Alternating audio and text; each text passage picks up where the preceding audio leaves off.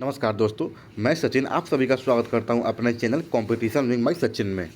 आज हम लोग बात करेंगे बीएड फर्स्ट ईयर के जो एग्ज़ाम में जो पेपर रियल पेपर जो आ रखा था पिछले साल यानी 24-26 सेशन का, ठीक है, जिसका पेपर टाइटल है BD 103 और लर्निंग एंड टीचिंग का। इसका हम लोग रियल PYQ का हम लोग ना सिर्फ आंसर देखेंगे बल्कि क्वेश्चन को समझेंगे, क्वेश्चन किस प्रकार के आ रहे हैं, उसके आंसर्स क्या होंगे, अगर हमें ऑप्शन एलिमिनेट कैसे करना है, ये सब चीज़ हम जानेंगे। ठीक है, तो आते हैं बिना टाइम वेस्ट किए चलते हैं अपने पहले क्वेश्चन की तरफ। पहला क्वेश्चन में कह रहा है कि group factor theory was given by, जो ग्रुप फैक्टर थ्योरी है वो किसके द्वारा दिया गया था। तो ये क्वेश्चन आपका स्टेटमेंट वाला है, इसका आंसर आपका हो जाएगा थॉर्स्टन। थॉर्स्टन ने ही कहा था कि इंटेलिजेंस केवल एक ही चीज़ नहीं होती बल्कि कई मानसिक क्षमताओं का समूह होता है। जैसे किसी बच्चे को भाषा अच्छी हो सकती है, किसी का मैथ अच्छा हो सकता है, किसी का रीजनिंग अच्छा हो सकता है, किसी का इंग्लिश अच्छा हो सकता है। यानी एक बच्चे के डिफरेंट बच्चे के डिफरेंट चीज़ ठीक हो सकते हैं। कोई जरूरी नहीं है कि एक ही बच्चा का हर सब्जेक्ट ठीक होगा। तो ये पूछेगा ग्रुप फैक्टर थ्योरी, तो ग्रुप फैक्टर थ्योरी से कौन रिलेटेड है? थॉर्स्टन। कौन रिलेटेड है? थॉर्स्टन। आगे चलते हैं। अब देखिए क्वेश्चन नंबर 2 में क्या कह रहा है। क्वेश्चन 2 में कह रहा है in group factor theory is responsible for comprehension of verbal relation. देखिए दिया है वर्बल रिलेशन, वर्बल वी से वर्बल रिलेशन, यानी कि शब्द को समझिएगा। वर्बल का मतलब क्या होता है? वर्बल का मतलब होता है मौखिक। ठीक है, तो जब हम शब्दों को अर्थ समझते हैं, शब्दों के बीच संबंध समझते हैं या विचारों को समझते हैं, तब वर्बल फैक्टर काम करता है।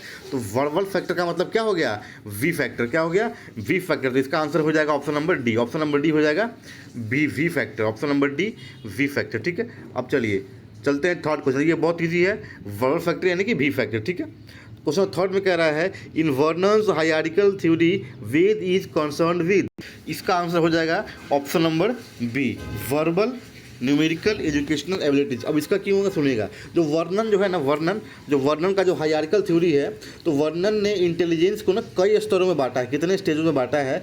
जैसे कि लैंग्वेज, मैथ्स, रीजनिंग। इसलिए सही उत्तर यहाँ क्या हो जाएगा? Verbal numerical and educational abilities. यानी उसने क्या किया है कि 3 पार्ट्स में इसको बांटा है। अगला क्वेश्चन कह रहा है, अगला क्वेश्चन कि which factor lies at the top in Vernon's hierarchical theory.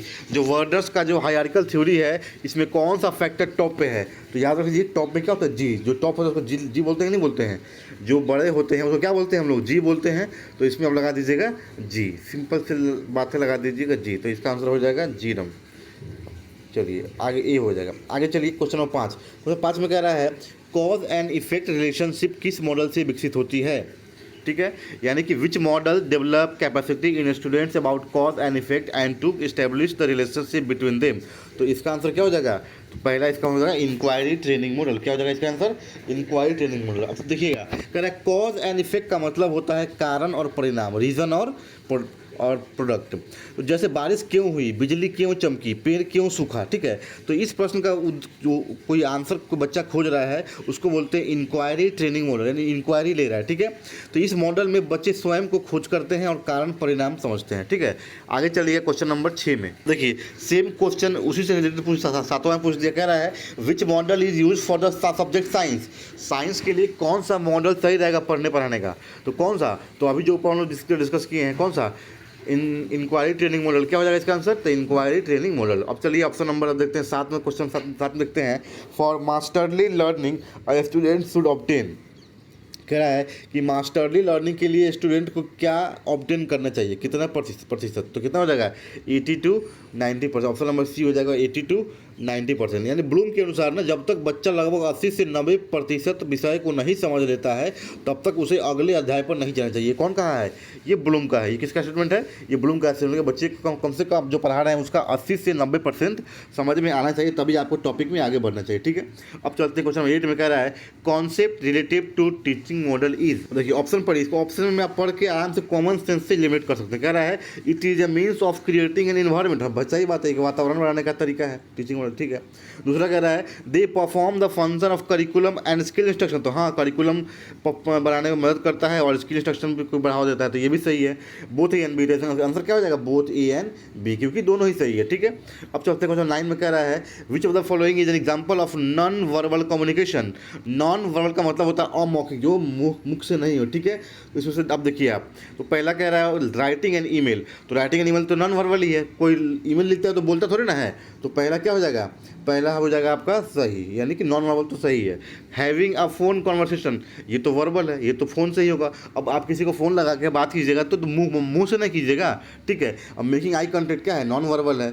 और यहाँ क्या है? गिविंग अ प्रेजेंटेशन, ये भी क्या है? नॉन वर्बल है, ठीक है। तो क्या यहाँ भी वर्बल है? पूछ क्या रहा था यहाँ पे? Non verbal. तो नॉन वर्बल जब पूछ रहा था तो आंसर क्या हो जाएगा आपका? Having an phone conversation, non verbal. एक सेकंड रुकिएगा। अगर वर्बल बोलता तो क्या बोलते हैं हम लोग? Phone communication. यहाँ क्या पूछा है? यहाँ पूछा है नॉन वर्बल। तो नॉन वर्बल में आप क्या बता सकते हैं? आप बता सकते हैं मेकिंग आई कॉन्टेक्ट। आप जब किसी को आई कॉन्टेक्ट लगा देखते हो, आंख से देखते हो, इशारा करते हो, तो क्या कम्युनिकेशन होता है क्या वर्बली? मुंह से कुछ निकलता है क्या? तो नहीं निकलता है, ठीक है। अब बाकी तीनों से आप देख लीजिए, राइटिंग एन ईमेल, ठीक है, गिविंग अ प्रेजेंटेशन। ईमेल भी वही चीज़ है, ईमेल भी आप लिखते समय नहीं बात करते हैं, लेकिन यहाँ पे है कि बेस्ट आंसर तो मेक आई कॉन्टेक्ट ही होगा, ठीक है। और ए एंड बी बोथ होता तो हम लोग दोनों ही लिख देते, ए और सी दोनों, ठीक है। लेकिन वो ऑप्शन तो है नहीं, तो हम लोग जाएंगे ऑप्शन सी के साथ, मेकिंग आई कॉन्टेक्ट, ठीक है। बाकी आप जो प्रेजेंटेशन देते हैं उस समय भी क्या बोलते हैं? उस समय भी मुख से कुछ बोल ही रहे होते हैं, ठीक है। तो वो आंसर होगा ही नहीं नॉन वर्बल का। चलिए आगे चलते हैं। 10 में कह रहा है a barrier of effective communication is. Barrier का मतलब होता है बाधा, ठीक है। तो कह रहा है कि इफेक्टिव कम्युनिकेशन में क्या बाधा हो सकती है? तो पहला ऑप्शन है cultural differences in interpreting gesture, यानी कह रहा है कि कल्चर डिफरेंसेस जो है बाधा हो सकती है। दूसरा कह रहा है यूजिंग क्लियर कंसाइज लैंग्वेज, ये तो होगा नहीं, बी तो होगा नहीं। जब क्लियर कंसाइज है तो बढ़िया बात है, ठीक है, तो बी तो होगा नहीं। प्रोवाइडिंग कंस्ट्रक्टिव फीडबैक, ये भी बढ़िया बात है, पॉजिटिव स्टेटमेंट है, यहाँ अच्छा फीडबैक मिलना चाहिए। क्या बोलते हैं इसको? कंस्ट्रक्टिव को बोलते हैं संरचनात्मक, ठीक है। आगे चलती कह रहा है मेंटेनिंग आई कॉन्टेक्ट, ये भी पॉजिटिव चीज़, ठीक है। यानी इसका पहला बैरियर क्या होगा? पहला ही ऑप्शन हो जाएगा इसका आंसर कि कल्चरल डिफरेंसेस अगर रहेगा तो ये इफेक्टिव कम्युनिकेशन में क्या करेगा? एक बाधा क्रिएट करेगा, एक बैरियर क्रिएट करेगा, ठीक है। क्वेश्चन नंबर 11 में देखते हैं इफेक्टिव रिटेन कम्युनिकेशन। कह रहा है which of the following is the key element of effective written communication. तो रिटेन में कौन बाधा बन सकता है, ठीक है। ऑप्शन क्या है? Including jargon technical terms, having a clear purpose and audience in mind, avoiding proof reading और using complex and lengthy sentences. तो यहाँ बाधा नहीं पूछा, यहाँ पूछा है कौन सा चीज़ है जो बढ़ावा देगा। तो अगर किसी के माइंड में क्लियर चीज़ हो, having a clear purpose and audience in mind, क्या पर्पस है लिखने का वो पता रहेगा तो ये रिटन कम्युनिकेशन में दिक्कत नहीं होगा, ठीक है। अब चलिए आगे कह रहा है 12 में the grapevine in organizational communication reference to, यानी कि जो ग्रेप वाइन कम्युनिकेशन का मतलब क्या होता है? अनौपचारिक संचार, ठीक है, अनौपचारिक, ठीक है, जो कि इनफॉर्मल हो। जैसे किसी कर्मचारी को दूसरे कर्मचारी को खबर बताया गया जो तीसरे को बता दिया, एक बच्चा दूसरे को बताया, दूसरे के क्या बताया? तीसरे को बताया, ठीक है। यानी बिना किसी आधिकारिक आदेश के सूचना फैलाना, इसको क्या बोलते हैं? इसको बोलते हैं ग्रेप वाइन कम्युनिकेशन। इसको क्या बोलते हैं हम लोग? Grapevine communication. तो इसका आंसर हो जाएगा option number C, informal communication network. Informal communication है, डायरेक्ट क्वेश्चन नहीं आता है, ये क्या है? इनडायरेक्टली आता है, ठीक है। फॉर्मल तो होगा नहीं, फॉर्मल तो ऑफिशियल हो जाएगा, ऑफिशियल तो होगा नहीं, और रेगुलरली होगा नहीं, ठीक है। अब ऑप्शन नंबर, अब आते हैं नेक्स्ट क्वेश्चन में हम लोग। क्वेश्चन नंबर 13 में कह रहा है which of the following is the first step in communication process. कह रहा है इनमें से कौन सा स्टेप जो है कम्युनिकेशन प्रोसेस का सबसे पहला स्टेप है। 13 में कह रहा है कि विच of the following is first step in communication. तो देखिए कम्युनिकेशन ना अचानक से शुरू नहीं हो जाता है, ठीक है। सबसे पहले मन में कोई विचार आता है, आइडिया आता है, फिर हम उस विचार को क्या करते हैं? इनकोडिंग करते हैं उस, ठीक है। उसके बाद संदेश भेजते हैं, सामने वाला उसे समझता है, डिकोडिंग, ठीक है। तो पहले क्या माइंड में आइडिया आया, फिर उसको हम इनकोड किए, फिर जब सामने वाला सुना तो उसको क्या किया? उसको डिकोड किया। तो यहाँ क्या कह रहा है? यहाँ कह रहा है कि विच of the following is the first step. तो पहले क्या आता है? आइडिया आता है। याद रखिए पहले क्या आता है? पहले आपको आइडिया आता है। आइडिया के बाद क्या होता है? आप इनकोड करते हैं, उसके बाद क्या करते हैं? डिकोड। तो पहले आइडिया, फिर इनकोड, फिर डिकोड। तो ऑप्शन नंबर बी नहीं, ऑप्शन नंबर ये सी, डी नंबर है, ठीक है। ये गलत दिख हो गया, इसको कर लीजिएगा इसको, ठीक है। इसका ऑप्शन नंबर डी, ठीक है। आगे चलते हैं नेक्स्ट क्वेश्चन में कह रहा है psychology comes under the category of. Psychology जो है किस टाइप के साइंस के कैटेगरी में आता है? आगे देखिएगा, इसका आपका आंसर हो जाएगा option number D, developing positive science. अब देखिए साइकोलॉजी मनुष्य के व्यवहार का अध्ययन करती है, ठीक है, यानी मनुष्य के जो व्यवहार है उसको अध्ययन करती है। यह हमें यह नहीं बताती कि व्यक्ति को क्या करना चाहिए, बल्कि यह बताती है कि व्यक्ति वास्तव में क्या करता है, ठीक है। इसी कारण साइकोलॉजी को पॉजिटिव साइंस माना जाता है, ठीक है। तो आगे चलिएगा नेक्स्ट अगला क्वेश्चन करें 15 में विच among the following branches do not lie in applied psychology. Applied psychology में इनमें से कौन सा यूज नहीं होता है, ठीक है। अब देखिएगा सिंपल सी बात है, अप्लाइड साइकोलॉजी का मतलब है साइकोलॉजी में उसका यूज, उसका व्यवहारिक यूज, ठीक है। तो एजुकेशनल साइकोलॉजी शिक्षा में यूज होता है, तो ये तो होता ही है, ठीक है। क्लिनिकल साइकोलॉजी तो ये मानसिक समस्याओं में उपचार होता है, ठीक है। और एक ऑप्शन है सोशल साइकोलॉजी, तो ये सामाजिक व्यवहार में अध्ययन होता है, लेकिन कुछ पॉलिटिकल साइकोलॉजी नाम का चीज़ नहीं होता है, ठीक है। यानी राजनीतिक वाला कुछ रीजन होता नहीं है। तो एजुकेशनल साइकोलॉजी भी होता है, जिसमें एजुकेशन के बारे में रीड करते हैं, सोशल साइकोलॉजी भी होता है और क्लिनिकल भी होता है, तो पॉलिटिकल नहीं होता। तो यहाँ का मुझे नॉट पूछा है, तो जब नॉट पूछा है तो यही आंसर हो जाएगा जो नहीं होता है। क्या नहीं होता है, इसका नहीं होता है option number D. Option number D में क्या है, साइकोलॉजिकल फिलोसफी। आगे चलिए क्वेश्चन 16 में कह रहा है एजुकेशनल, कह रहा है द डेफिनेशन जो है educational psychology is that branch of psychology which deals with the teaching and learning. ये स्टेटमेंट किसका है, तो ये स्टेटमेंट किसका है, तो ये स्टेटमेंट स्किनर का है। याद करने वाली चीज़ है, याद इसको कर लीजिएगा, इसमें कुछ समझाने का है नहीं, ठीक है। इस परिभाषा कौन दिया था, स्किनर ने दिया था। स्किनर का नाम लर्निंग थ्योरी और एजुकेशनल साइकोलॉजी दोनों में महत्वपूर्ण माना जाता है, ठीक है। अब आगे चलिए 17 में कह रहा है scope of educational psychology cover, ठीक है। तो इस एजुकेशनल साइकोलॉजी जो होता है उसके स्कोप क्या क्या हैं, ठीक है। अब पहला ऑप्शन क्या है, हु इज़ बिंग टॉट, ये भी सही बात है। व्हाट इज़ बिंग टॉट, क्या पढ़ाया जा रहा है, किसको पढ़ाया जा रहा है। By whom the learner is being taught, किसके द्वारा पढ़ाया जा रहा है, तो सही बात है, इसका आंसर हो जाएगा ऑल ऑफ दीज।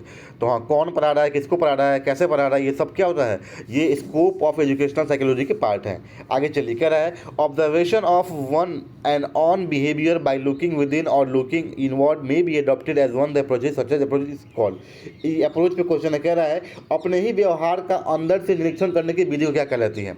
अब कोई हम व्यवहार कर रहे हैं और उसका आकलन भी, उसका निरीक्षण भी हम खुद अपने मन में कर रहे हैं, तो उसको क्या बोलते हैं, तो उसको हम लोग बोलते हैं ऑब्जर्वेशन मेथड। तो ये इंट्रोस्पेक्शन मेथड नहीं है, ये साइकोलॉजिकल मेथड भी नहीं है और साइकोफिजिकल मेथड भी नहीं है। कौन सा मेथड है, ये ऑब्जर्वेशन मेथड है, यानी खुद के बारे में खुद को समीक्षा करते हैं। चलिए आगे देखिएगा 19 में कह रहा है in experimental method the independent variable stand for the development variable is the rest of the cause, ठीक है। इसका मतलब है, कह रहा है एक्सपेरिमेंटल मेथड, सॉरी आप देखिए एक्सपेरिमेंटल मेथड में ना दो मुख्य वेरिएबल होती है, एक होती है इंडिपेंडेंट, एक होती है डिपेंडेंट। एक क्या होती है, इंडिपेंडेंट, और एक होती है डिपेंडेंट। अगर पढ़ाई के घंटे बढ़ जाएं तो अंक बढ़ जाएं, ठीक है। अब देखिए पढ़ाई का घंटा बढ़ा दिया और अंक बढ़ गया, तो ये क्या हो गया, तो ये पढ़ाई के घंटे क्या हो गया, ये इंडिपेंडेंट वेरिएबल हो गया, और अंक जो बढ़ा वो क्या हो गया, वो डिपेंडेंट वेरिएबल हो गया। तो यहाँ क्या पूछ रहा है, तो यहाँ क्या हो जाएगा, यहाँ हो जाएगा option number C cause and effect. एक कॉज है और एक क्या है, इफेक्ट है। इंडिपेंडेंट वेरिएबल क्या है, कॉज है, और उसी से क्या आ रहा है, डिपेंडेंट वेरिएबल क्या है, वो क्या है, रिजल्ट है। देखिए अब पढ़ाई का अंक बढ़ा, पढ़ाई का आवर्स बढ़ा दिए तो मार्क्स क्या है, बढ़ गया, ठीक है। आइए चलिए 20 नंबर कह रहा है the word experiment came from Latin word. जो वर्ड एक्सपेरिमेंट है वो लेटिन के किस वर्ड से मिलके बना है, किससे बना हुआ है, तो वो किससे बना हुआ है, एक्सपेरिमेंटियम से। किससे बना हुआ है, तो यहाँ दो वर्ड पूछ लिया है, तो किस वर्ड से मिलकर बना है, उसका मीनिंग क्या होता है। तो ये वर्ड से मिलकर बना है एक्सपेरिमेंटियम वर्ड से, एक्सपेरिमेंटम वर्ड से, और इसका मीनिंग क्या होता है, इसका मतलब होता है टेस्ट। क्या होता है इसका मतलब, टेस्ट होता है। आगे चलिए क्वेश्चन नंबर 21 में कह रहा है the process of converting the message into the understandable symbol is. वो प्रोसेस जिसमें कि हम लोग किसी मैसेज को बदलते हैं समझने की विधि में, उसको हम लोग क्या बोलते हैं, तो इसमें आपका हो जाएगा। तो अभी ऊपर में आपको हम बताया कि कम्युनिकेशन में सबसे पहले क्या होता है, आइडिया आता है, फिर क्या करते हैं हम लोग, इनकोडिंग करते हैं, फिर क्या करते हैं, डिकोडिंग करते हैं। तो यहाँ इसमें आंसर क्या कह रहा है, process of converting the message into the understandable symbol.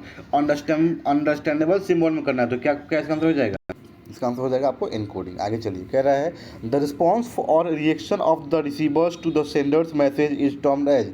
22 में कह रहा है वो रिस्पॉन्स जिसमें क्या है, रिएक्शन या रिसीवर्स का सेंडर्स का मैसेज का टर्म को क्या बोलते हैं, the response or reaction of the receiver का रिएक्शन या रिस्पॉन्स जो है सेंडर्स के मैसेज के प्रति, तो उसको हम लोग क्या टर्म देते हैं, तो उसको हम लोग क्या बोलते हैं, उसको हम लोग बोलते हैं फीडबैक। क्या बोलते हैं हम लोग, फीडबैक बोलते हैं। आगे चलिए the primary role of a teacher in the learning process is to, ठीक है। लर्निंग प्रोसेस में टीचर का प्राइमरी रोल क्या है, तो क्या इन्फॉर्मेशन को ट्रांसमिट करना है, क्या कंट्रोल क्लासरूम को कंट्रोल करना है, क्या फैसिलिटेट लर्निंग करना है या इवेल्युएट करना है स्टूडेंट। आपको आंसर मार देना है फैसिलिटेट लर्निंग। जब कभी आपको टीचर का पूछेगा फीचर और अगर दिया है teacher should be work as facilitator, तो आपको फैसिलिटेटर का ऑप्शन चूज करना होगा, ठीक है। कहीं भी किसी भी पेपर में आता ही रहता है एक वर्ड, फैसिलिटेटर का वर्ड आता ही रहता है। टीचर को क्या बोलते हैं, फैसिलिटेटर बोलते हैं, ठीक है, फैसिलिटेटर। तो यहाँ फैसिलिएट उसी से बना है, तो इसका आंसर क्या हो जाएगा, फैसिलिएट लर्निंग। यानी जो प्राइमरी रोल टीचर का क्या है, क्लासरूम को कंट्रोल करना नहीं है, इन्फॉर्मेशन को ट्रांसमिट करना भी नहीं है, और इवेलुएट करना भी नहीं है, वो सब तो बाद में करेंगे ही करेंगे। प्राइमरी रोल क्या है? फैसिलिटेट करना, ठीक है, फैसिलिटी प्रोवाइड करना। क्या करना? फैसिलिटी प्रोवाइड करना। आगे कह रहा है in student centre classroom the teacher acts primarily as, मैंने कह रहा है कि छात्र केंद्रित क्लासरूम में टीचर का प्राइमरी काम क्या है? तो क्या पैसिव ऑब्जर्वर है, क्या लेक्चरर है? तो लेक्चरर तो पहले ही नहीं होगा, लेक्चर मेथड होता नहीं, लेक्चर मेथड बहुत निगेटिव माना जाता है, ठीक है। मैनेजर ऑफ एक्टिविटीज़, फिर कह रहा है डिसिप्लिनरियन, तो इसमें भी इसका भी पैसिव ऑब्जर्वर भी नहीं होगा, और कि देखते रहेगा, डिसिप्लिनरी भी नहीं होगा। क्या हो इसका आंसर? हो जाएगा मैनेजर ऑफ एक्टिविटीज़। क्या हो जाएगा इसका आंसर? इसका आंसर आपका हो जाएगा मैनेजर ऑफ एक्टिविटीज़। तो ये भी एक वही हो गया कि सारे एक्टिविटी जो बच्चे कर रहे हैं उसको मैनेज करना है, उसको मैनेज करने वाला, ठीक है। 25 में कह रहा है effective teaching in involve, effective teaching में क्या क्या आता है, ठीक है। ऑप्शन पढ़िएगा। Using the same teaching method for all student, कह रहा है कि सारे स्टूडेंट के लिए एक ही टीचिंग मेथड यूज़ करना है, तो नहीं, पहला क्या हो गया? गलत हो गया। दूसरा क्या कह रहा है? Adapting teaching strategies to meet diverse, हाँ ये हो सकता है। आगे कह रहा है focus only on the covering curriculum, खाली करिकुलम को पूरा करने का मकसद होना चाहिए, तो नहीं, ये भी निगेटिव है। Maintaining A strict and formal classroom environment, कह रहा है एक स्ट्रिक्ट क्लासरूम में वातावरण रखिए, तो नहीं, किसका आंसर क्या हो जाएगा?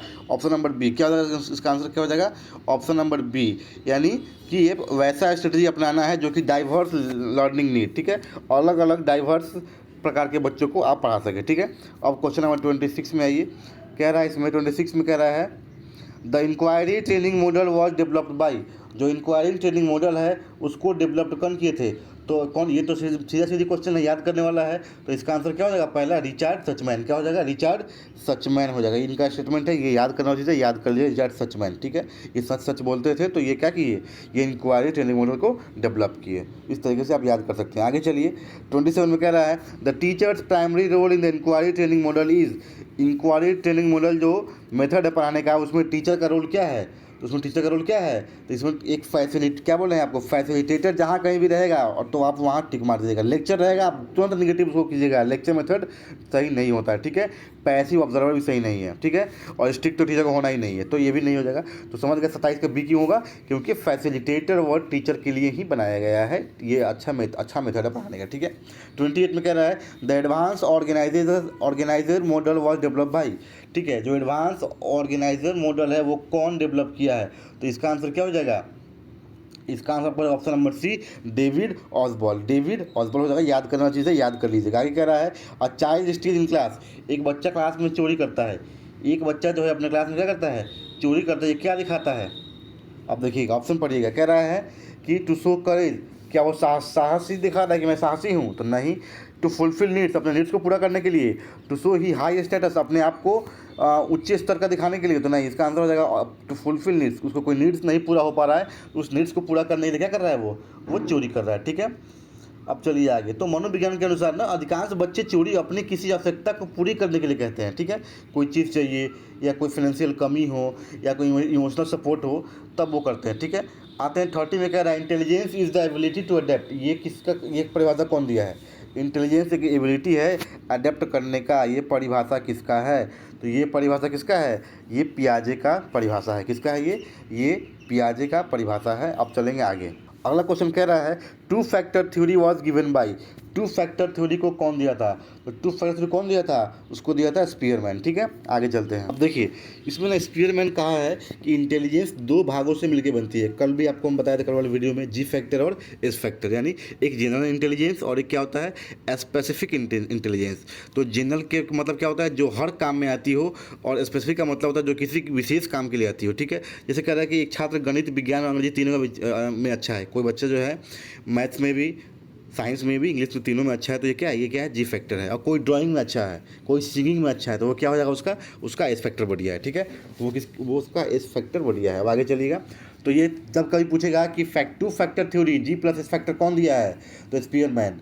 बोलेगा कि दो फैक्टर कौन दिया है? तो स्पीयरमैन। पूछेगा जी प्लस एस फैक्टर कौन दिया है? तो स्पीयरमैन। जी फैक्टर कौन दिया है? तो स्पीयरमैन, ठीक है। अब चलिए 32, यही क्वेश्चन को घुमा फिरा के भी आपसे पूछ सकता है। अब कह रहा है individual performance in Hindi is partly due to his general intelligence and partly due to some specific aptitude. कह रहा है कि किसी आदमी का जो किसी बच्चा का परफॉर्मेंस जो है हिंदी में, ये ड्यू टू किससे है? एक तो जनरल इंटेलिजेंस से है और थोड़ा सा स्पेसिफिक एप्टीट्यूड से भी है। तो this can be generated by, तो G+S1, G+S1, तो जनरल से थोड़ा स्पेशल से, ठीक है। अब चलिए आगे। The mastery learning model was develop by, जो मास्टरी लर्निंग मॉडल है उसको डेवलप कौन किया है, तो ये किए हैं ब्लूम, BS ब्लूम, ये जो कि ब्लूम टैक्सोनॉमी भी दिए हैं, जो कि क्या किए हैं, ब्लूम टैक्सोनॉमी भी दिए हैं। अब कह रहा है अगला क्वेश्चन में, which model is used to teach abstract content, abstract content को टीच करने के लिए कौन सा मॉडल बढ़िया है, ठीक है। तो कौन सा मॉडल बढ़िया है, पहला ऑप्शन है क्रिएटिविटी टीचिंग मॉडल, दूसरा है इंक्वायरी ट्रेनिंग मॉडल, तीसरा एडवांस ऑर्गेनाइजर मॉडल, और चौथा है अवेयरनेस ट्रेनिंग मॉडल। इसका आंसर हो जाएगा एडवांस ऑर्गेनाइजर मॉडल। अब एब्स्ट्रैक्ट का टीचिंग का मतलब क्या होता है, एक वैसा चीज़ जिसको देख नहीं सकते हैं, ठीक है, जिन्हें सीधे देखा या छुआ नहीं जा सकता हो, जैसे डेमोक्रेसी हो गया, ठीक है। उसके बाद लिटरेसी बोल सकते हैं, इंटेलिजेंट कोई बुद्धि है, बुद्धिमत्ता लोग है तो उसको बोल सकते हैं, पर्सनालिटी बोलती है, सबको आप देख सकते हैं, इसको ना आप देख सकते हैं ना आप इसको छू सकते हैं, ठीक है। उसको बोलते हैं हम लोग क्या, उसको बोलते हैं एब्स्ट्रैक्ट, अमूर्त, क्या बोलते हैं उसको, अमूर्त विषय वस्तु बोलते हैं, ठीक है। तो अमूर्त विषय वस्तु को पढ़ाने के लिए कौन सा मेथड सही है, कौन सा मॉडल सही है, तो एडवांस ऑर्गेनाइजर मॉडल। आगे चलिए। Bruce Joyce has divided all models into 4 categories, कह रहा है जो ब्रूस जॉयस है वो जितने भी मॉडल्स हैं उसको 4 कैटेगरी में बांटा है। तो उसके मॉडल का नाम क्या है, तो उसके मॉडल का नाम क्या है, उसके मॉडल का नाम है modern teaching model, modern teaching model, ठीक है। आगे चलिए। 36 में कह रहा है inquiry training model comes under, जो इंक्वायरी ट्रेनिंग मॉडल किसके अंदर आता है, तो इंफॉर्मेशन प्रोसेस सोर्स के अंदर आता है। आगे चलिए। The word psyche mean, psyche word का मतलब क्या होता है, तो साइकिल का मतलब क्या होता है, सोल, आत्मा होता है, याद कर लीजिएगा आत्मा, ये क्वेश्चन राइट आ सकता है, ठीक है। आगे देखिए। Psychology is the science of behaviour, किसने कहा है कि साइकोलॉजी क्या है, साइंस का बिहेवियर है, ये कौन का है, ये कहा है आपको वॉटसन का है। आगे चलिए। First psychology lost its soul, then it's lost mind, then it's lost its consciousness, it's self behaviour of sort, the definition was given by. बहुत अच्छा स्टेटमेंट कह रहा है, साइकोलॉजी पहला क्या है, आत्मा खोती है, फिर माइंड और फिर कंसिस्टेंस। तो ये किसका कथन है, ये वुड्सवर्थ का कथन है, किसका कथन है, ये वुड्सवर्थ। ये कहा था, क्या कहा था कि वुड्सवर्थ ने पहले साइकोलॉजी को विकास को समझाते हुए कहा कि साइकोलॉजी आत्म का विज्ञान मानी जाती थी, फिर मन का विज्ञान बनी, फिर चेतना का विज्ञान बनी, और फिर अंत में व्यवहार का विज्ञान बन गई, ठीक है। अब चलेंगे क्वेश्चन नंबर 40 में कह रहा है साइकोलॉजी किन किन क्रियाओं का अध्ययन करती है, ठीक है। साइकोलॉजी स्टडीज, तो ये किसका करती है, तो क्या ये कॉग्निटिव इमोशनल का करती है, क्या ये इमोशनल मोटर का, तो ये तीनों का ही करती है, कॉग्निटिव का भी, मोटर का, इमोशनल का। तो ये तीनों ऑप्शन लास्ट में दिया हुआ है, लास्ट वाले ऑप्शन में देखिएगा आप, तीनों दिया हुआ, इसका आंसर बेस्ट आंसर यही हो जाएगा, ठीक है। अब चलते हैं आगे। अब कह रहा है इसमें कि by control in an experiment means, तो कह रहा है देखिए, तो एक्सपेरिमेंट में ना कंट्रोल का मतलब सिर्फ नियंत्रण करना नहीं होता है, बल्कि क्या होता है, जो अननेसेसरी चीज़ है उसको हटाना, पहला जो केवल जो महत्वपूर्ण जो इंपॉर्टेंट वेरिएबल्स है उसको रखना, ताकि जो क्या है परिणाम क्या है सही है। तो इसका आंसर क्या हो जाएगा, इसका आंसर हो जाएगा बोथ ए एंड बी। पहले तो क्या रहा है कि एलिमिनेशन हटा देना है किसका, इरेलेवेंट कंडीशन को, सही है, और आइसोलेशन ऑफ रिलेवेंट वेरिएबल, सही है, बोथ, इसका answer both A and B, ठीक है। आगे चलिए। कह रहा है in an experiment research we try to, experiment में हम लोग क्या कोशिश करते हैं, तो एक्सपेरिमेंट में क्या कोशिश करते हैं हम लोग, इसमें देखिएगा। तो एक्सपेरिमेंट में ना रिसर्चर किसे बदलता है, तो इंडिपेंडेंट वेरिएबल को बदलता है। डिपेंडेंट वेरिएबल तो अपने आप बदल जाती है, ठीक है। इंडिपेंडेंट को चेंज करेगा तो डिपेंडेंट क्या है, अपने आप बदल जाएगी। बताया था ना हम कि कॉज और इफेक्ट वाला चीज़, यदि हम पढ़ाई के घंटे बदल देते हैं तो पढ़ाई के घंटे बदलने क्या है कि इंडिपेंडेंट वैल्यू है, तो अंक अपने आप बढ़ेंगे, है कि नहीं। तो अभी थोड़ा देर पहले आपको समझाए भी थे हम कि इंडिपेंडेंट वेरिएबल क्या होता है और डिपेंडेंट क्या होता है। तो इंडिपेंडेंट का मतलब हो गया जैसे कि हम पढ़ाई कर रहे हैं, पढ़ाई के आवर्स बढ़ा दिए तो मार्क्स ऑटोमेटिक बढ़ जाएंगे, तो इसका आंसर क्या हो जाएगा, इसका आंसर पहला हो जाएगा इंडिपेंडेंट वेरिएबल। आगे चलिए। कह रहा है कि perception of the situation as a whole to related, यानी कह रहा है कि जो कह रहा है perception of the situation as a whole is related to, तो ये किससे रिलेटेड है, तो ये रिलेटेड है आपको गेस्टेल्ट साइकोलॉजी से। किससे रिलेटेड है, गेस्टेल्ट साइकोलॉजी से। The whole is greater than the sum of its parts, ये कहना है, एक सिद्धांत है किसका, गेस्टेल्ट साइकोलॉजी का। यानी हम किसी ऑब्जेक्ट को टुकड़ों में नहीं बल्कि पूरे रूप में देखते हैं, ठीक है। इसलिए सिचुएशन को होल के रूप में देखना चाहिए, गेस्टेल्ट साइकोलॉजी से संबंधित है, ठीक है।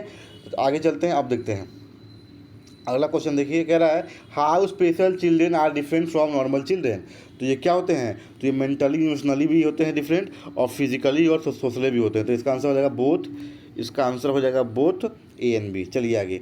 अ child who is unable to average class work and lags behind the average students in the class is called, एक वैसा बच्चा जो कि एवरेज कह रहा है कि unable to do average class work, average class work भी दिया जाए उसको भी नहीं कर पा रहा है और पीछे है एवरेज स्टूडेंट से, उसको हम लोग क्या बोलते हैं? उसको हम लोग बोलते हैं बैकवर्ड। क्या बोलते हैं उसको हम लोग? बैकवर्ड। मेंटली रिटार्डेड तो नहीं बोलेंगे, प्रोमेटिक नहीं बोलेंगे, बैकवर्ड। क्या बोलते हैं उसको हम लोग? बैकवर्ड।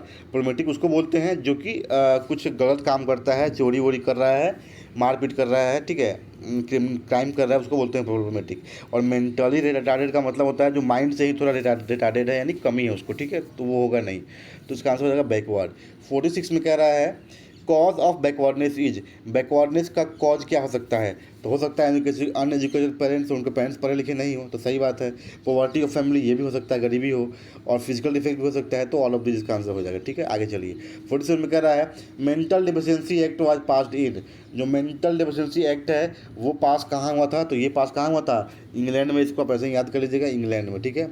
आगे चलिए कह रहा है, आगे कह रहा है 48 में what should a teacher do while teaching a mentally challenge children, teacher को एक मेंटली चैलेंज चिल्ड्रेन को पढ़ाने समय क्या करना चाहिए?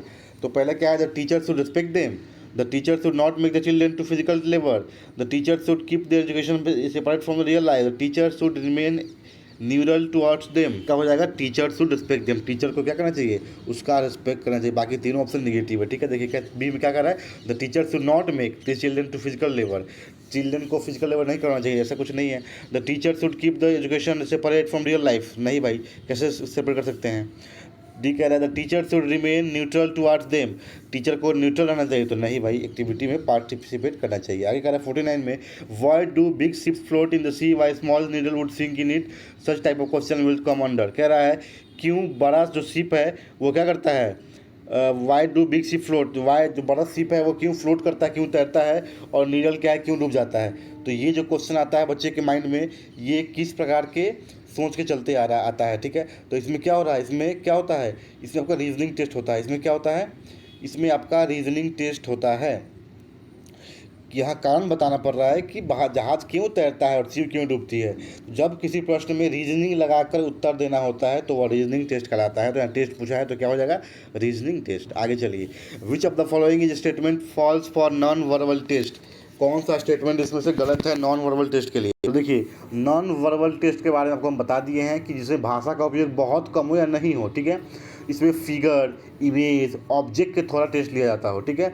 तो अगर बुक में इसका इसमें क्या हो जाएगा, देखिएगा, the content of the test are in form of material object, language can be use for giving direction, language तो होगा नहीं, पहले तो पहले ही फॉल्स हो जाएगा, B number. Language can be used, language किसी यूज हो सकता है। सी कह रहा है responses are assessed in terms of how an individual reacts, और डी कह रहा है this test can be used as a group test. तो यहाँ फॉल्स पूछा है ना, तो आपको ये ऑप्शन बी भी, इसका ऑप्शन ये वाला कहाँ गया, response are assessed in terms of how an individual reacts, language can be as use for the given direction, B भी हो सकता है, लेकिन इसका आंसर सी मार लीजिए। आप सी दिया इसमें तो सी ही मार लीजिए, ठीक है। आगे चलिए 51 में कह रहा है Stanford Binet scale is example of, ये कौन सा एग्जाम्पल है? तो कल बताए थे आपको, इंडिविजुअल परफॉर्मेंस टेस्ट का एग्जाम्पल है। नेक्स्ट कह रहा है father of intelligence test construction movement is, intelligence test movement construction के फादर कौन है? इसमें आपको दिखा रहा है सी और डी दोनों ही करेक्ट है, तो देख लीजिएगा, अगर दोनों आएगा तो किसी एक का नाम आएगा तो आप इसको मान लीजिएगा, अल्फर्ड बाइनेट के साथ जाएगा, बाइनेट के साथ, ठीक है। आगे चलिए, यहाँ से सी भी दिया हुआ है, देखिए यहाँ लिखा हुआ है, और option C and D are correct, ठीक है। अब चलते हैं नेक्स्ट क्वेश्चन में, क्वेश्चन नंबर 53 में। इसमें कह रहा है Hindustani Binet performance point scale was published by, तो इसका आंसर हो जाएगा, स्टेटमेंट वाला क्वेश्चन आपको याद करना पड़ेगा, CH राइस, ठीक है। अगला देखिए कह रहा है the state Manovigyanshala of Uttar Pradesh had made a Hindi version of Stanford Binet test, it is was known as, ठीक है। तो कह रहा है कि यूपी में ना एक मानव विज्ञानशाला है, ये हिंदी वर्जन निकाला है स्टैनफोर्ड बाइनेट टेस्ट का, इसका मतलब क्या होता है, उसको नाम क्या है? तो उसका नाम क्या है, उसका नाम है इंडियन स्टैनफोर्ड बाइनेट टेस्ट, इसको सिंपल सा उसमें आगे इंडियन लगा दिया, ठीक है। आगे चलिए 55 में कह रहा है intelligence test prepared by the state bureau of educational and vocational guidance Gwalior MP, इसका हो जाएगा ऑप्शन नंबर बी, सामान्य बुद्धि परीक्षा। आगे आइए the Pinter Patterson scale is mainly for the useful of, तो कह रहा है option linguistically backward and problem children, speech empire children, visually impair children, तो ये आपको यूज होता है डीफ एंड डम, डीफ वाला के लिए, तो deaf and linguistically backward children में यूज होता है, ठीक है। आगे चलिए 57 में कह रहा है कि Bhatia battery test performance test का यूज़ कंटेंस, क्या इसमें क्या क्या होता है? तो क्या उसमें कोल बॉक्स डिजाइन टेस्ट होता है, अलेक्जेंडर पास्ट ऑर्डर टेस्ट होता है, पैटिंग ड्रॉइंग टेस्ट, या ऑल ऑफ दीज? तो इसका आंसर आपका हो जाएगा ऑल ऑफ दीज, इसमें चारों ही होता है, ठीक है। अब चलिए, intelligence test which has the unique quality of being simultaneously verbal as well as performance skill, इसमें से कौन सा टेस्ट एक बार में यूनिक है, क्योंकि उसमें क्या है, ये वर्बल भी है और परफॉर्मेंस भी बताता है। तो इसका आंसर आपका क्या हो जाएगा, विस्कल बिलीव इंटेलिजेंस टेस्ट हो जाएगा, ये आपको हो जाएगा ऑप्शन नंबर सी। फिर 59 में कह रहा है सामूहिक मानसिक योग्यता परीक्षण is a test of general mental ability was develop by, ये टेस्ट किसके द्वारा दिया गया है? तो आपका इसमें क्या हो जाएगा, एस जलोटा टेस्ट दिया गया है कि सामूहिक मानसिक योग्यता, ठीक है, ये आपको ग्रुप टेस्ट है, ठीक है। 60 में आइए, the term IQ was first coin by, आपको बता चुके थे लास्ट वाला वीडियो में भी, विलियम स्टर्न। कौन IQ किया, टर्म कौन किया था, विलियम स्टर्न किया था। आगे चलिए, और IQ निकालने का फॉर्मूला पूछ दिया तो क्या लिखिएगा, MA/CA into 100, mental age by chronological age बटा इंटू में 100, ठीक है। आगे कह रहा है first culture free intelligence test was developed by, पहला जो कल्चर फ्री क्या है इंटेलिजेंस टेस्ट कौन डेवलप किया था? तो इसका आपका हो जाएगा ऑप्शन नंबर बी, कैटल हो जाएगा, ठीक है। आगे चलिए, नेक्स्ट कह रहा है, इसमें आगे देखिएगा, कह रहा है, एक सेकेंड बस टिक कर दें हम, B Cattell. Which among the following is not the characteristic of creativity, इसमें से कौन सा जो है क्रिएटिविटी का कैरेक्टरिस्टिक्स नहीं है, ठीक है। तो कौन सा नहीं है, पहला क्रिएटिविटी प्रोड्यूस समथिंग न्यू, जो क्रिएटिविटी है कुछ नया प्रोड्यूस करता है, सही बात है। क्रिएटिंग इज यूनिवर्सल, ठीक है। Creativity involves open thinking, creativity is only इनेट and can not be acquired, हाँ ये गलत है। 62 में कह रहा है क्रिएटिविटी क्या है, ओनली इनेट है, ये एक्वायर्ड यानी ये जन्मजात से ही आता है, इसको हम लोग अपने अंदर नहीं ला सकते। क्या ये बात सही है क्या? तो नहीं, ऑप्शन नंबर डी हो जाएगा गलत, यहाँ नॉट ही पूछा है ना, हाँ नॉट पूछा है, तो आंसर हो जाएगा ऑप्शन नंबर डी, ठीक है, नॉट पूछा है। आगे चलिए, which one of the following creativity test Indian origin, इसमें से कौन सा जो क्रिएटिविटी टेस्ट है वो इंडिया से ओरिजिनेट हुआ है? तो इसका आंसर क्या हो जाएगा आप तो पासी का जो टेस्ट था, पासीज का टेस्ट, ये क्रिएटिविटी का इंडिया में ओरिजिन हुआ था। आगे चलिए, special techniques for fostering creativity are, 64 number में कह रहा है कि वो स्पेशल टेक्निक कौन सा है जो कि क्रिएटिविटी को क्या करता है, फॉस्टर करता है? तो इसमें हो जाएगा, तो ब्रेनस्टॉर्मिंग भी करता है, यूज ऑफ टीचिंग मेथड भी है, ये भी हो जाएगा, तो ऑप्शन नंबर हो जाएगा डी। क्या हो जाएगा इसका, ऑप्शन नंबर डी। चलते हैं नेक्स्ट क्वेश्चन में। 65 में कह रहा है which among the following is in correct about learning के बारे में कौन सा गलत है? अनक्लियरिंग इज ऑल्सो लर्निंग प्रोसेस, किसी चीज़ को अनक्लियर करना लर्निंग प्रोसेस है, तो ठीक है। Learning is a purposeful and goal oriented, हाँ सही बात है, लर्न क्या है, ये पर्पसफुल होना चाहिए और गोल ओरिएंटेड होना चाहिए, इसका हो जाएगा। क्या है, learning is a process and not product, नहीं ये नहीं हो जाएगा, नहीं गलत है।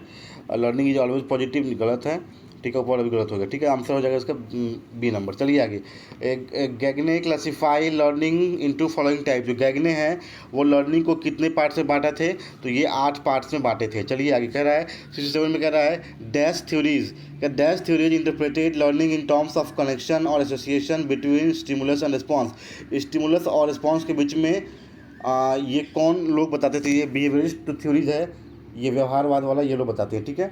अब चलिए आगे, अब कह रहा है in a trial and error learning method they theory that can be learn through proper way to open the door that is called, ठीक है।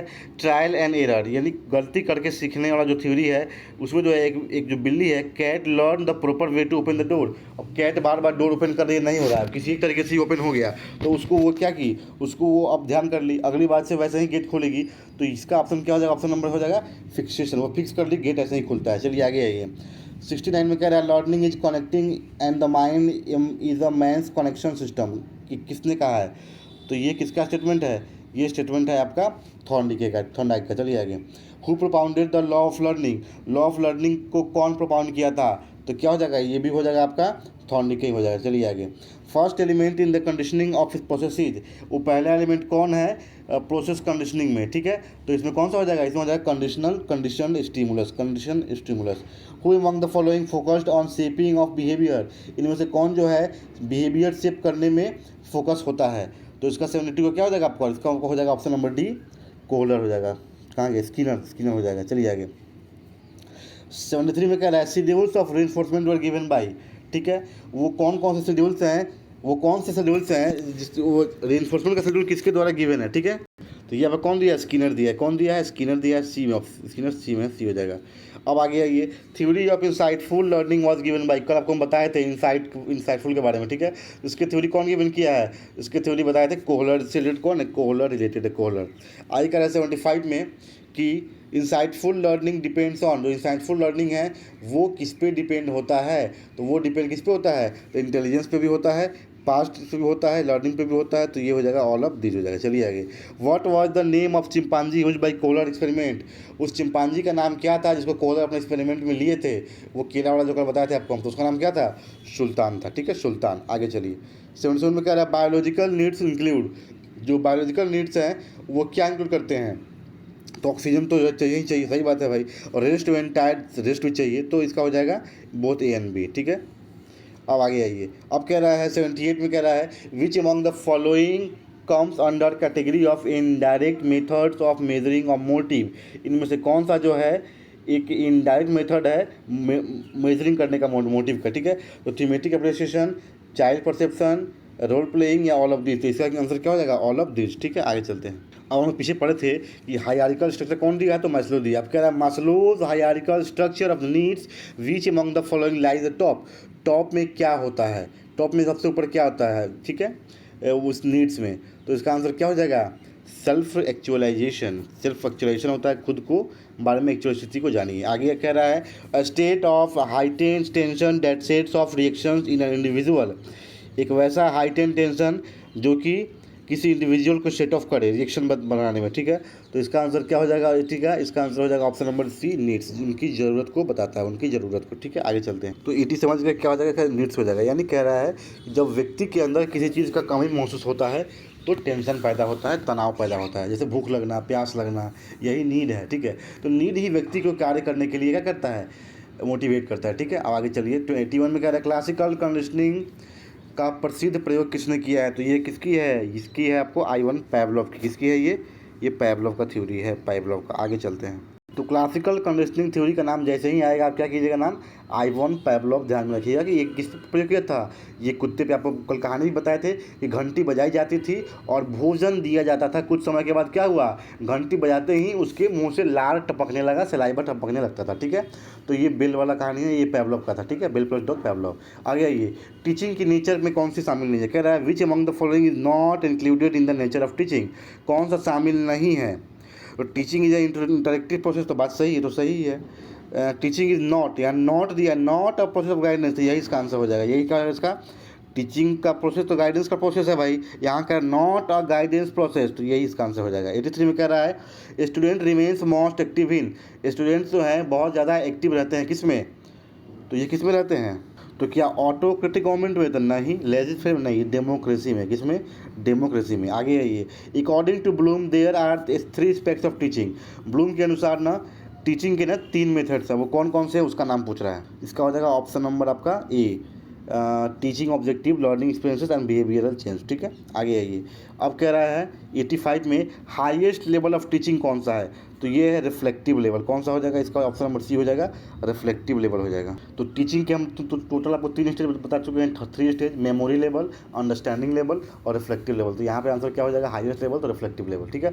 अब learning is a process of progressive behaviour, ये स्टेटमेंट किसका है, तो ये statement किसका है, क्रो एंड क्रो, किसका है, क्रो एंड क्रो का स्टेटमेंट है, तो क्रो एंड क्रो इसमें ऑप्शन में है, इसमें ऑप्शन में है ही नहीं, एक सेकंड रुकिएगा, इसमें आप क्रैनबैक, आपसे ऑप्शन में नहीं हो तो आप मान लीजिए क्रैनबैक मान लीजिए, बी का क्रैनबैक, ठीक है। आगे चलिए, 87 में कह रहा है, 87 में कह रहा है टीचिंग के फेज कौन कौन से हैं, फेजेज ऑफ टीचिंग आर, तो फेजेज ऑफ टीचिंग क्या होते हैं, एक्टिव फेज भी होता है और post active, pre active phase भी होता है, पोस्ट एक्टिव फेज भी होता है, तो ऑप्शन क्या हो जाएगा, ऑप्शन में क्या हो जाएगा, सी, दोनों ही हो जाएगा, क्या हो जाएगा, इसका आंसर दोनों हो जाएगा। चलिए आगे, 88 में कह रहा है function of teaching component are, teaching component के फंक्शन क्या होते हैं, तो इसके फंक्शन क्या होते हैं, क्या डायग्नोस्टिक होते हैं, पर्सपेक्टिव होते हैं, इवैल्यूएशन होते हैं, आपको बता दें कि तीनों ही, डायग्नोस्टिक भी होता है, पर्सपेक्टिव भी होता है, इवैल्यूएशन भी होता है, तो इसका आंसर हो जाएगा ऑल ऑफ दिस, ठीक है। आगे आइए, 89 में कह रहा है analysis of teaching problem will come under, teaching problem का जो एनालिसिस होता है वो किसके अंडर में आता है, तो किसके अंदर में आता है,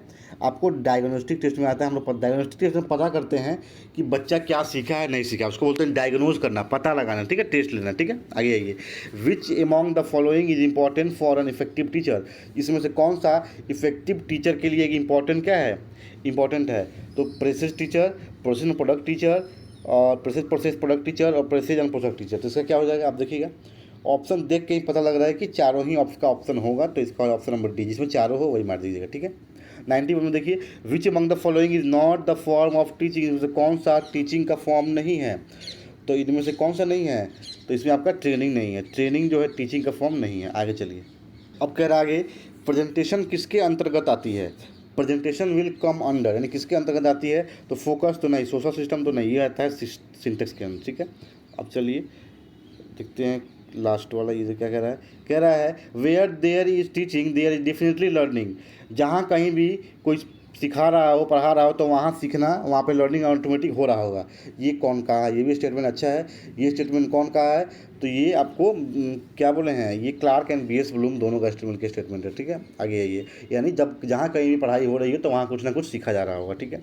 regarding the rules of teaching which statement is false, teaching के रूल्स के रिगार्डिंग कौन सा स्टेटमेंट्स में क्या है, फॉल्स है, ठीक है। तो पहला कह रहा है new knowledge should be taught by connecting it with prior knowledge, यानी नया नॉलेज को सिखाना चाहिए, पुराने नॉलेज को यूज करते हो, तो सही बात है भाई, फॉल्स पूछ रहा है तो ये तो सही है, तो कोई दिक्कत नहीं है। आई कह रहा है student learn more from punishment, नहीं, स्टूडेंट पनिशमेंट से नहीं सीखना चाहिए, वो उनको मोटिवेट करके सिखाना चाहिए, तो ऑप्शन बी हो जाएगा इसका आंसर, तो ऑप्शन नंबर बी, क्योंकि फॉल्स पूछा तो बी हो जाएगा। आगे आइए, 95 में कह रहा है the psychological principle of teacher are, teacher का साइकोलॉजिकल प्रिंसिपल क्या है, तो प्रिंसिपल ऑफ रेडीनेस है, पहला हो जाएगा इसका आंसर रेडीनेस। 96 में कह रहा है which among the following is not an teaching maxim, इनमें से कौन सा एक टीचिंग मैक्सिम नहीं है, ठीक है। तो अब टीचिंग मैक्सिम का मतलब देखिए, एक होता है इंडक्टिव, डिडक्टिव, ये सब क्या होता है, टीचिंग के मैक्सिम है, तो यहाँ क्या पूछा है, कौन से नहीं है, तो इसमें आपका हो जाएगा आंसर कहाँ गया, इंडक्टिव से डिडक्टिव नहीं है, बी। 97 में कह रहा है if the teaching work starts lagging due to boredom then the teacher should use, अगर टीचिंग बोरिंग लगने लगे किसी को तो टीचर को क्या करना चाहिए, तो टीचर को स्टिमुलस वेरिएशन करना चाहिए, चेंजिंग, इस चारों चीज़ करना चाहिए, ठीक है, डी हो जाएगा। 98 में कह रहा है teacher should B use the following for the backward child, इसमें से कौन सा चीज़ टीचर को यूज़ करना चाहिए जो चाइल्ड पिछड़ गए हैं उनके लिए, तो रिमेडियल टीचिंग भी सही है, empathy and cooperation, group dynamics, और आपका हो जाएगा रेडीनेस थ्योरी। तो इसमें क्या करना चाहिए, तो रिमेडियल टीचिंग, उनको फिर अलग से बैठा के पढ़ाना चाहिए, 99 में क्या, reflective level of teaching was given by, teaching का जो रिफ्लेक्टिव लेवल कौन दिया है, तो ये हंट दिया है, ठीक है। आगे क्या last question, fundamental element of teaching models are, तो फंडामेंटल एलिमेंट्स क्या होते हैं, तो फोकस भी होता है, सोशल सिस्टम भी, सिंटेक्स भी, ऑल ऑफ दिस, आंसर क्या होगा इसका, ऑल ऑफ दिस। तो ये आपके हो रहे हैं 100 क्वेश्चन। तो दोस्तों ये 100 क्वेश्चन आप कर लीजिएगा, ज़्यादा क्वेश्चन इसी से आएंगे आपका, क्योंकि आगरा यूनिवर्सिटी में PYQ ही रिपीट करता है, आपको पता ही, आपको मैंने बता रखा है कि आगरा यूनिवर्सिटी में क्या करता है, PYQ रिपीट करता है। और किसी के पास अगर नोट्स नहीं जाएगा तो मेरे से मैसेज करके DM करके ले लेंगे, और जिनको भी पेडागोजी के नोट्स नहीं हैं उनकी नोट्स प्रिपेयर हो रही हैं, आपको पेडागोजी के नोट्स में मिल जाएंगे, आपके एग्जाम के 1 वीक पहले हम दे देंगे। अभी BD 103, 104 और 203 के रिगार्डिंग हम लगे हुए हैं, तो आपको वो पेडागोजी के नोट्स मिल जाएंगे, उसके लिए टेंशन नहीं करना है, ठीक है। तो आज हमने आपको टोटल 100 क्वेश्चन करा दिया, इसका हमने ना कि एनालिसिस किया बल्कि डीप एनालिसिस करके ये जाना कि उसका आंसर वही क्यों होगा, सिर्फ आंसर टिक नहीं किए हैं। तो इसको आप ध्यान से कर लीजिएगा, बढ़िया रहेगा। एक और वीडियो को देख लीजिएगा तो आपको दिमाग में बैठ जाएगा, जो कि आपने देखा था BD 102 में PYQ से कितना क्वेश्चन रिपीट किया था, है कि नहीं, ठीक है। बाकी अगर आपके अनुसार कोई किसी क्वेश्चन में आपको डाउट होगा कि नहीं इसका आंसर ये होगा, तो आप कमेंट बॉक्स में एक बार लिख दीजिएगा, एक बार उसको हम रिव्यू करके फिर आपको हम रिप्लाई कर देंगे, ठीक है। Thank you, signing off Sachin.